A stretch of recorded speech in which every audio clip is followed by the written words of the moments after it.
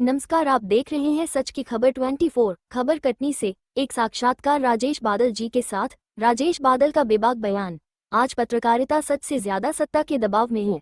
नई दिल्ली। सच की खबर 24 राज्यसभा टेलीविजन के पूर्व निदेशक, आज तक के पूर्व एडिटर और न्यूज व्यूज कॉम के मैनेजिंग एडिटर, वरिष्ठ पत्रकार राजेश बादल ने सच की खबर 24 के साथ विशेष साक्षात्कार में मौजूदा पत्रकारिता पर गहरी चिंता जताई। राजेश बादल ने कहा कि पत्रकारिता का एक स्वर्णिम दौर हुआ करता था, जब खबरें निडरता और निष्पक्षता के साथ सामने आती थी, लेकिन आज का माहौल पूरी तरह बदल चुका है। उन्होंने कहा, आज पत्रकारिता पर सियासत का जबरदस्त दबाव है। पत्रकार अपने पेशे के साथ साथ कई मोर्चों पर लड़ने को मजबूर हैं। वरिष्ठ पत्रकार ने मौजूदा मीडिया को दो हिस्सों में बंटा हुआ बताया। उनका कहना था, जो सरकार की गोद में बैठा है वो गोदी मीडिया कहलाता है, और जो सवाल पूछता है उसे विरोधी मीडिया का टैग दे दिया जाता है। राजेश बादल ने साफ शब्दों में कहा कि आज सच दिखाना और कहना आसान नहीं रहा। पत्रकारिता अब सिर्फ एक पेशा नहीं, बल्कि एक संघर्ष बन चुकी है। उन्होंने कहा कि पहले पत्रकारिता जनहित के लिए होती थी, जबकि आज कई जगहों पर वो सत्ता और विचारधारा के दबाव में काम कर रही है। साक्षात्कार के अंत में उन्होंने युवा पत्रकारों से अपील की कि वे कठिन हालात के बावजूद सच, निष्पक्षता और नैतिकता से समझौता न करें, क्योंकि यही पत्रकारिता की असली पहचान है। आज बहुत ही गर्व का विषय है कि हमारे बीच में प्रदेश के वरिष्ठ पत्रकार, संपादक राजेश बादल जी आज सच की खबर के साथ हैं। बहुत बहुत आपका स्वागत है। कि पत्रकार अभी अपने सामाजिक सरोकार भूले नहीं हैं, और मैं इसके लिए भाई सुरेंद्र राजपूत को साधुवाद कहना चाहता हूँ। जी, ये लगभग आप कई दशक हो गए हैं आपको पत्रकारिता जगत में रहते हुए। प्रदेश और देश की राजनीति और सरकार द्वारा किए गए कार्य में पत्रकारों का क्या योगदान रहा है पहले, और आज क्या योगदान है? देखिए, पहले जो हम लोगों ने देखा, जैसे कि मुझे अक्टूबर में 50 साल हो गए पत्रकारिता करते हुए, और 50 साल में हमने देखा है कि पत्रकारिता का एक दौर ऐसा भी था जिसमें हम कह सकते हैं कि हमने स्वर्णकाल देखा। पत्रकारिता के सरोकारों, मूल्यों और सिद्धांतों को की रक्षा हमने की, हमने उसके लिए लड़ाइयां भी लड़ी। आज काफी माहौल उलट गया है, और इससे पत्रकारिता के का जो बहुत ही ये पवित्र और नेक व्यवसाय है उसको धक्का लगा है, झटका लगा है। तो मैं उम्मीद करता हूं कि अब ये एक दौर है, गुजर जाएगा, फिर वो पुराना समय लौटेगा। लेकिन हाँ, ये जरूर है कि सियासत का दबाव पत्रकारिता पर अब काफी है, और भी मैनेजमेंट का दबाव काफी है, पूंजी का दबाव काफी है। तो पत्रकार आज कई मोर्चों पे लड़ रहा है, और उसकी अपनी रोजी रोटी का, अपने परिवार का तो है ही है जी, तो उसको सामाजिक प्रतिष्ठा भी बनाए रखनी है, और इतना उसको पत्रकारिता से कमाना है कि कम से कम घर तो चल सके। और ऐसे उसको देखते हुए इन दिनों थोड़ी सी परिस्थितियां मुझे लगता है कि ठीक नहीं है अभी। एक शब्द चलता है पूरे देश में, बहुत ज्यादा चलता है, गोदी मीडिया। ये गोदी मीडिया आखिर कहां से उत्पन्न हुआ, और क्या ये गोदी मीडिया है क्या? देखिए, मैं आपको बहुत साफ कहता हूं कि भारत ही नहीं, संसार में जी कोई भी सरकार हो अपनी आलोचना पसंद नहीं करती, और उसके बाद भी जब पत्रकार वो कोशिश तो करती है कि उसकी तारीफ लिखें, जब नहीं लिखते तो फिर उनको वो पहले तो ललचाती है, लोभन देती है। इसके बाद भी अगर पत्रकार नहीं मानते तो फिर वो अपना कुछ दूसरा रूप दिखलाती है। आजकल तो हत्याएं भी होने लगी हैं। तो कुल मिलाकर के बात यह है कि पत्रकारिता करना पहले की तुलना में अब आज बहुत चुनौती भरा हो गया है। ऐसी सूरत में मुझे ऐसा लगता है कि ज्यादातर जब जान जोखिम में हो तो फिर लोग समर्पण कर देते हैं।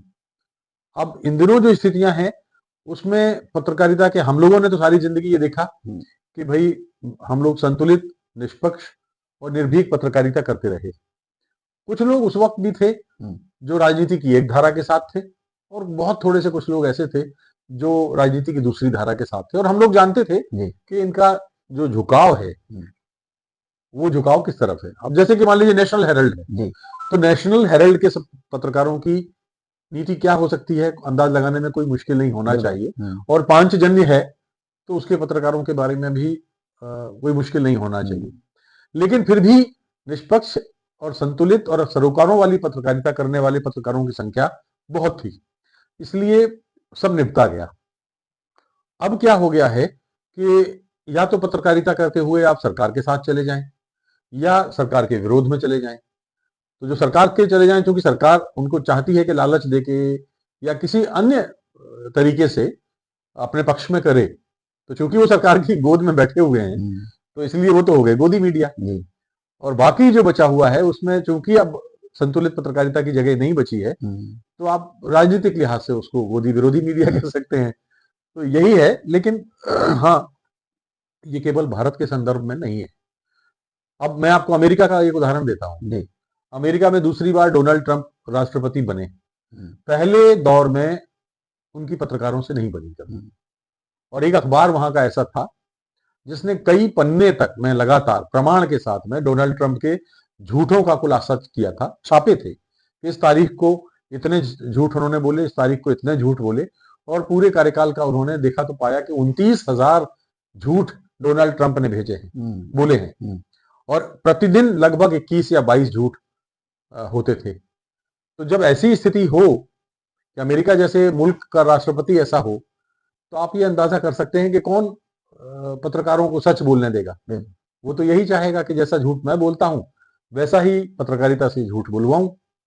तो ये एक संकट का दौर है, मगर फिर भी मैं आशावान हूं कि कुछ समय में ये जो सिलसिला है ये बंद हो सकता है, दौर कम अलग हो सकता है, या मैं तो उम्मीद करता हूं। तो लोकतंत्र का चौथा स्तंभ कहलाता है पत्रकार जगत।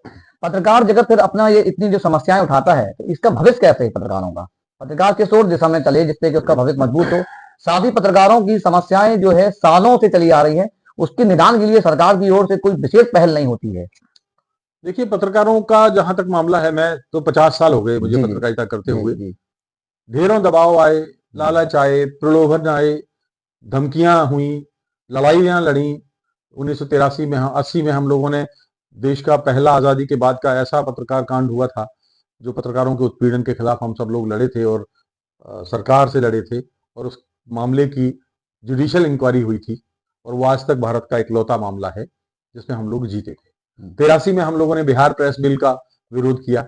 87 में हम लोगों ने मानहानि विधेयक का विरोध किया। उसके बाद उससे पहले हमने पालेकर और भाचावत वेतन आयोग की सिफारिशों को मानने के लिए आंदोलन किया, तालाबंदी की। 1991 में 92 में हमने एक अखबार था जिसमें नियुक्ति पत्र नहीं मिलते थे, तो नियुक्ति पत्र के लिए आंदोलन किया और जीते। मैं जिन आंदोलनों की बात कर रहा हूं जिसमें हम लोग लड़े और जीते। तो पत्रकारिता का भविष्य तो उज्जवल है, बशर्ते आप अपना दबाव नहीं ओढ़ लें। जैसे कि मान लीजिए आप सोचने लगे कि मुझे जिला कलेक्टर से ये फायदा लेना है, तो आप फिर जाहिर सी बात है कि जिला कलेक्टर को ज्यादा दिखाएंगे या उनके पक्ष में छापेंगे। अगर आपको लगे कि कोई ठेके का लाइसेंस चाहिए है, विधायक से कोई आपको कोई पॉलिटिकल लाभ लेना है, किसी का ट्रांसफर कराना है, कोई दलाली बहाली करानी है, तो फिर आपकी गाड़ी पटरी से उतर जाती है। तो भविष्य जो है मेरी नजर में तो उन लोगों का उज्जवल है जो दुकानदारी नहीं करते। एक अंतिम प्रश्न कि एक जमाना था प्रिंट मीडिया का, फिर इलेक्ट्रॉनिक मीडिया जमाना आया, अब सोशल मीडिया जमाना आ रहा है, तो इसमें पत्रकारों को किस दिशा में चलना चाहिए जिससे कि उनके सपने भी साकार हों और वो अपने देश के प्रदेश के लिए जो समस्याएं उठा रहे हैं उस पर भी पहल करते रहें? देखिए, बात अभिव्यक्ति की है जी। कुल मिलाकर के फ्रीडम ऑफ एक्सप्रेशन जो हमारे देश का संविधान हमको देता है, ये उसकी बात है। माध्यम तो कोई भी हो, बिल्कुल प्रिंट माध्यम हो। मैं तो संयोग से मेरी जो नियति है उसने मुझे रेडियो में भी काम करने का अवसर दिया है, टेलीविजन में भी काम करने का अवसर दिया है, प्रिंट में भी काम करने का अवसर दिया है, और अब मैं एक इंटरनेशनल पोर्टल का मैनेजिंग एडिटर भी हूँ। तो मुझे ऐसा लगता है कि ये जो सारी चीजें हैं, एक दूसरे मीडिया से किसी को कोई खतरा नहीं है। हाँ, कुछ माहौल जरूर बनाने की कोशिश होती है कि भाई अब प्रिंट है, तो पहले जो रेडियो था तो ये कहा जाता था कि रेडियो के आगे अखबार फैल रहे हैं, विस्तार हो रहा है, तो क्या टिक पाएंगे? अखबार टिके, कई संस्करण निकले। फिर जब टेलीविजन आया तो कहा गया कि कहीं टेलीविजन अखबारों का नुकसान तो नहीं करेगा। हमने देखा कि टेलीविजन का भी विस्तार हुआ और अखबारों के भी सैटेलाइट एडिशन आने लगे। वही देखिए कि एक अखबार जो जबलपुर से निकलता था अब उसका कटनी का एडिशन भी निकलता होगा, मुझे नहीं पता कितने अखबार निकलते हैं। उमरिया से भी निकलता होगा, शहडोल से भी निकलता होगा, मैहर से भी निकलता होगा। तो सैटेलाइट एडिशन निकलने लगे तो अखबारों को कोई नुकसान नहीं हुआ, टेलीविजन को कोई नुकसान नहीं हुआ। टेलीविजन न्यूज में जिस तरह से अपने आप को गिराया है उसमें ये नुकसान हुआ है, टेलीविजन का कि उसने नई जनरेशन को, नए बच्चों को, हमारे नौजवानों को कैसे जोड़ के रखें, इस तरह की खबरें नहीं उन्होंने दिखाई। अब जब उनकी साख पर संकट है तो अब कहते हैं कि लोग टीवी नहीं देखते हैं। तो उनकी अपनी गलती के कारण है, अखबारों के कारण नहीं है, रेडियो के कारण नहीं है, ना ही डिजिटल मीडिया के कारण है। मीडिया कोई किसी के लिए खतरा नहीं है, सिर्फ यह है कि आप अपना काम ईमानदारी